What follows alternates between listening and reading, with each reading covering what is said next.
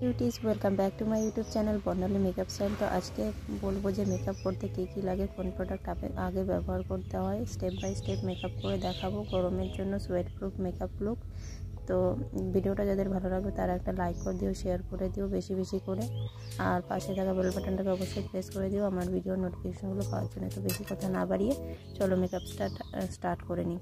তো সবার প্রথমে 2-3টে আইস কিউব নিয়ে একটা টিস্যু পেপারে আমি খুব ভালোভাবে আমার ফেসে জেন্টালভাবে 2 থেকে 3 মিনিট মাসাজ করে নেবো, কারণ এটার ফলে কিন্তু আমাদের যে ফেসে ব্লাড সার্কুলেশন টিস্যুগুলো থাকে তাতে ব্লাড সার্কুলেশন বাড়ে আর আমাদের ফেসটাকে ইভেন অ্যান্ড ব্রাইটনেস প্রোভাইড করে। তারপরে একটা টোনার ইউজ করে নিচ্ছি। টোনার আমাদের পিএইচ ব্যালেন্সকে মেনটেন করে, যার কারণে আমাদের ফেসে কোনো পিম্পল বা কোনো ডার্ক স্পট রিমুভ করতে হেল্প করবে।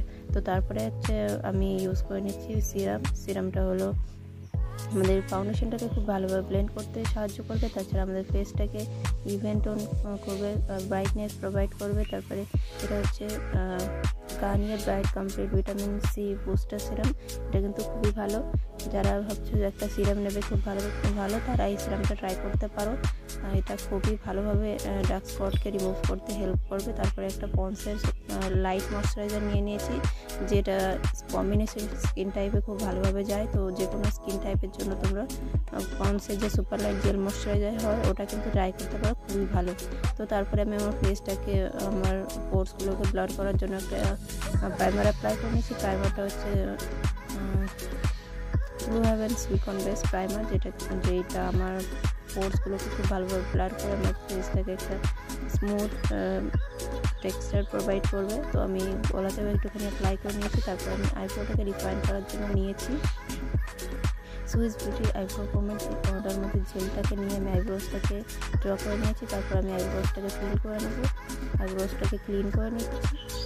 কনসিলার ব্রাশে কনসিলার ঠিক করে নিয়ে আমি আইব্রোসটাকে যেখানে যেখানে একটু বেশি এক্সট্রা অ্যাপ্লাই হয়ে গেছে আমি সেখানটা অ্যাপ্লাই করে আমার সেই এজেসগুলোকে হাইড করে নিচ্ছি। এগুলো কিন্তু একটা ফ্ললেস মেকআপ করার জন্য কিন্তু এই স্টেপগুলো খুবই গুরুত্বপূর্ণ। তো এভাবে করে নিও আমি যেভাবে দেখাচ্ছি তোমাদের, যারা জানো না একদমই। তো সেম কনসিলার প্যালেট থেকে ইনসাইডের কনসিলার প্যালেট কালার কারেক্টার শেডও তোমরা পেয়ে যাবে। তোমাদের ফেসে যদি কোনো ডার্ক স্পট থাকে তাহলে কিন্তু তোমরা এটা ইউজ করতে পারো বা পারচেস করতে পারো। তো খুবই ভালোভাবে ব্লেন্ড হয়ে যায়। তো ফাউন্ডেশন শেড পিক করে আমি আমার ফেস অনুযায়ী সেই ফাউন্ডেশন স্কিন টোন হিসাবে আমি একটা ফাউন্ডেশন পিক করে নিয়েছি। তো সেইটাকে আমি পুরো ফেসে ব্লেন্ড করে নেবো খুব ভালোভাবে। আমি আজকে রিয়েল টেকনিকের মেকআপ ব্রাশ ইউজ করেছি, ফাউন্ডেশন ব্লেন্ডিং ব্রাশ। নাম্বারটা আমার মনে নেই, আমি ডেসক্রিপশনে লিঙ্ক দিয়ে দেবো। তো দেখতে পাচ্ছ আমার গলার আর ফেসের কালারটা কতটা সিমিলার। তো গলাটা সবারই একটুখানি মুখের থেকে একটুখানি ডার্কের দিয়ে থাকে, তো তোমরা কিন্তু ফাউন্ডেশনটা গলাতেও অ্যাপ্লাই করে নিতে পারো। তারপর আমি হিলারি রোডার একটা কনসিলার নিয়ে আমার খুব ভালোভাবে আমার ফেসটাকে হাইলাইট পয়েন্টে অ্যাপ্লাই করে নিয়েছি। কনসিলারটাকে আন্ডার আইয়ে, চিনে, তারপর একটুখানি জ লাইনের নিচে।